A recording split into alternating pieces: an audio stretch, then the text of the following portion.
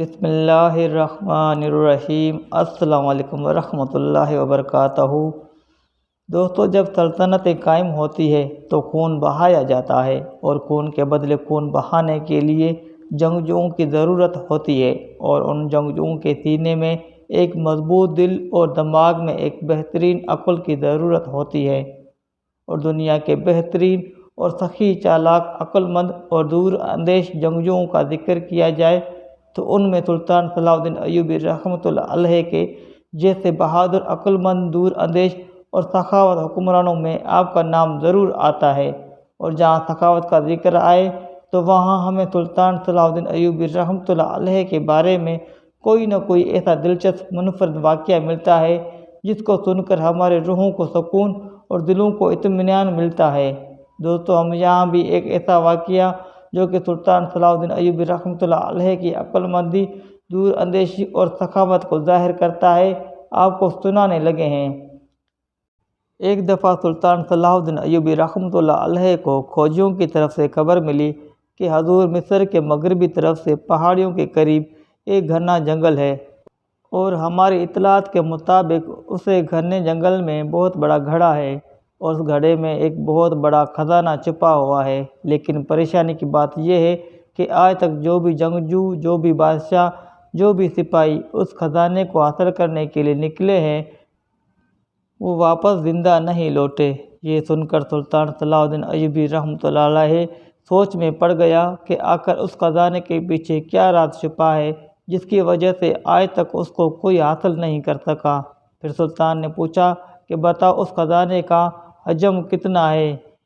تو کھوجیوں نے کہا کہ ہمیں خزانے کے حجم کا صحیح تو معلوم نہیں، لیکن ہمیں اتنا معلوم ہے کہ اگر وہ خزانہ آپ مصر کے تمام غریبوں میں بھی بانٹ دیں تو وہ پھر بھی خزانہ ختم نہیں ہوگا۔ یہ سن کر سلطان بڑا خوش ہوا اور کہا کہ اب مصر کا کوئی بھی غریب آدمی غریب نہیں رہے گا، اس کے ہر ایک خواہش کو پورا کیا جائے گا۔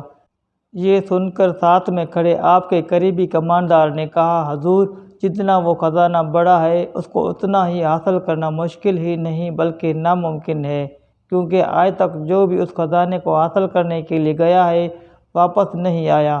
سلطان صلاح الدین ایوبی رحمۃ اللہ علیہ نے اسی وقت کھڑے ہو کر قسم کھائی کہ اگر میں نے وہ خزانہ حاصل کر لیا تو میں اس کا ایک بھی سکہ خود خرچ نہیں کروں گا، اور نہ ہی شاہی خزانے میں لگاؤں گا، بلکہ سارے کا سارا خزانہ میں غریبوں میں بانٹ دوں گا۔ یہ سن کر تمام سپاہی اور کماندار حیران ہوئے، لیکن یہ حیرانگی ان کی پہلی مرتبہ نہیں تھی، کیونکہ سلطان صلاح الدین ایوبی رحمۃ اللہ علیہ نے کئی ایسے موقعوں پر ایسی سخاوت دکھائی کہ بڑے بڑے بادشاہ بھی حیران ہو جاتے۔ کہتے ہیں کہ ایک دفعہ سلطان اپنے خیمے میں بیٹھا ہوا تھا کہ ایک لڑکی نے خیمے میں داخل ہونے کی اجازت چاہی۔ سلطان نے اجازت دے دی۔ خیمے میں ایک چھوٹی سی برقع پوش لڑکی آئی۔ اس نے نقاب اٹھا کر کہا، میں سلطان نور الدین زنگی کی بیٹی ہوں۔ سلطان نے بڑی متانت اور اتفاق سے اس کا خیر مقدم کیا اور پوچھا، میں آپ کی کیا خدمت کر سکتا ہوں؟ اس لڑکی نے کہا، مجھے اعزاز کا شہر بخش دیجیے۔ سلطان نے وہ شہر بلاتلمل سلطان نور الدین زنگی کی صاحبزادی کے حوالے کر دیا، جسے اس نے جان پر کھیل کر صبر آزما محاصرے کے بعد فتح کیا تھا۔ سخاوت سلطان صلاح الدین ایوبی رحمۃ اللہ علیہ کے رگوں میں بسی ہوئی تھی۔ اور دوسری جگہ ایک دفعہ ایک ایسا واقعہ پیش آیا کہ سلطان صلاح الدین ایوبی رحمۃ اللہ علیہ نے جب دیکھا کہ میرا شاہی خزانہ سونے سے بھر چکا ہے تو آپ نے اپنے خزانچی کو کہا، یہ خزانہ ان سپاہیوں، وزیروں اور مشیروں میں بانٹ دو جو کہ سلطنت کی ترقی کے لیے ہر وقت جنہوں نے اپنا سکون برباد کر رکھا ہے۔ خزانچی نے خزانے کا منہ کھولا تو ایک مٹھی بھرتے ہوئے اس نے کہا کہ مجھے ایک ایسی بات یاد آئی جو میں ابھی سنانا چاہتا ہوں۔ سلطان نے کہا، بتاؤ کون سی بات ہے؟ اس نے کہا کہ ایک دفعہ سلطان نور الدین زنگی نے بھی اسی طرح کہا تھا کہ خزانہ بھر گیا ہے، تم غریبوں میں بانٹ دو۔ جب میں نے پہلی مٹھی بھری تو سلطان نے کہا کہ اگر تم نے اسی طرح مٹھی بھر کے بانٹنا ہے تو پھر تم سب کو نہ دو، چند کو دے دو۔ سلطان صلاح الدین ایوبی نے کہا کہ خزانہ وہ ہے جو غریبوں کے کام آئے، تم ایک ہاتھ سے نہیں بلکہ اپنے دونوں ہاتھوں سے مٹھی بھر بھر کر وزیروں، مشیروں، غریبوں، تمام مظلوموں میں بانٹ دو،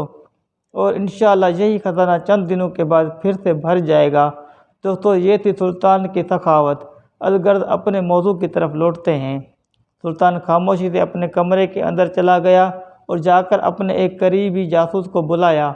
اور کہا کہ مجھے اس خزانے کے بارے میں تفصیل سے بتاؤ کہ وہ خزانہ کیوں چھپایا گیا ہے،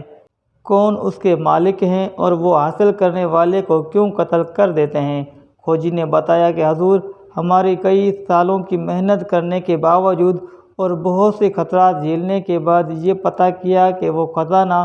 آج سے کئی صدیاں پہلے کسی بادشاہ نے اس گھنے جنگل کے بیچ اس گڑھے میں چھپایا تھا۔ لیکن اتفاق کی بات ہے کہ وہاں ایک قبیلہ آباد ہوا جو کہ بالکل ہماری دنیا سے ہٹ کر ہے۔ وہ قبیلہ بالکل جنگلی قبیلہ ہے، وہاں لوگوں کا رہن سہن سب کچھ ہم سے مختلف ہے اور وہ بہت ہی خونی لوگ ہیں۔ سلطان نے کہا، پھر وہ خزانے کو کیا کریں گے؟ تو اس نے کہا کہ حضور، وہ اس گڑھے کو اپنے خدا کا گھر سمجھتے ہیں، جس کی وجہ سے وہ اس گڑھے میں چھپے ہوئے خزانے کے گرد کسی کو جانے تک نہیں دیتے۔ تو سلطان نے کہا، پھر ان کو ہرانا مشکل کیوں ہے؟ تو کھوجی نے کہا، حضور، وہ اس طریقے سے خزانے تک پہنچنے والوں پر حملہ کرتے ہیں کہ خزانے تک پہنچتے پہنچتے جو بھی کماندار جاتا ہے اس کے سارے سپاہی مارے جاتے ہیں اور اس خزانے کے گڑھے پر موجود کماندار کا بھی سر کاٹ دیتے ہیں، اور اس ڈر کی وجہ سے اب اس خزانے پر حملہ کرنے کی کوئی کوشش بھی نہیں کرتا۔ یہ سن کر سلطان صلاح الدین ایوبی کسی سوچ میں پڑ گیا اور علی بن سفیان کو اپنے پاس بلایا اور کہا کہ میں تمہیں ایک ایسی تدبیر بتاتا ہوں جس سے ہم اس خزانے کو بھی حاصل کر لیں گے اور ان قبیلے والوں کو بھی سبق سکھائیں گے۔ علی بن سفیان بڑا حیران ہوا کہ حضور، آخر اتنے بڑے قبیلے کو جو کہ اتنے چالاک اور جنگل کے ایک ایک چیز، ایک ایک راستے کو اچھی طرح سے جانتے ہیں، ہم اس نئے جنگل میں کس طرح ان کو ہرائیں گے؟ تو سلطان صلاح الدین ایوبی رحمۃ اللہ علیہ نے علی بن سفیان کو کہا کہ تم رات کی تاریکی میں جب وہ قبائل والے سو جائیں تو مختلف جگہوں پر سپاہیوں کے مجتمع کھڑا کر دو، اور جب ہم وہاں اس خزانے کو تلاش کرنے کے لیے پہنچیں گے تو وہ ان مجتمعوں کو انسان سمجھ کر ان کے گلے کاٹیں گے، اور جیسے ہی وہ ان کے گلے کاٹنے کے لیے ان مجتمعوں کی طرف بڑھیں گے، انہی مجتمعوں کے نیچے جھاڑیوں اور درختوں کے پتوں میں چھپے سپاہی اٹھ کر ان کی گردنیں کاٹ دیں گے، اور آہستہ آہستہ ہم اس خزانے کی طرف بڑھتے رہیں گے، اور خزانے کے دہانے پر ہماری ان قبائل والوں سے جنگ ہوگی،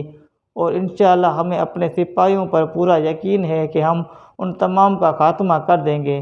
علی بن سفیان کو سلطان کی یہ ترکیب بہت پسند آئی، لیکن یہ کام بہت خطرے والا تھا۔ علی بن سفیان نے بڑی محنت اور مشقت کے بعد سپاہیوں کے مجتمع اس جنگل پر مختلف جگہوں پر کھڑے کر دیے اور مجتمعوں کے ساتھ جھاڑیوں میں اپنے ایک ایک سپاہی سلا دیے۔ صبح کے وقت جیسے ہی سلطان صلاح الدین ایوبی کے سپاہی اور سلطان اس جنگل میں داخل ہوا تو سلطان کی ترکیب کے مطابق جیسے ہی ان قبائل